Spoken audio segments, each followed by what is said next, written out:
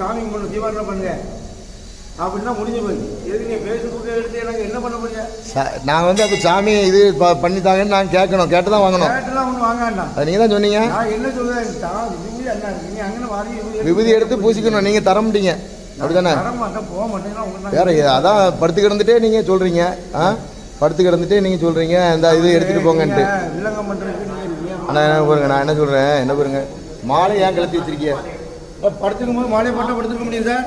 நீங்கள் வந்து சாமி நீங்கள் சாமிங்க கடையில் இந்த இதில் பூஜை வைக்கிற சாமி தானே? ஒரு கோயிலில் பூஜை வைக்கிற சாமி தானே? ஏன் மாலை கலத்துறீங்க? அப்புறம் எதுக்கு மாலை போடுறீங்கன்னு நான் கேட்குறேன். படுத்துருக்கும் போது மாலை கழுத்தா வைப்பாங்க, மாலை கழுத்துல எதுக்கு கோயிலுக்குள்ள படுத்துருக்கீங்க? நீங்கள் வீடு இல்லையா உங்களுக்கு?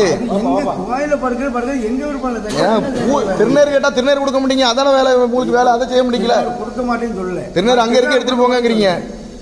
எந்த கோயிலே அப்படி நடக்கல, ஓரியிலே திருச்செந்தூர்ல அப்படி நடக்கல.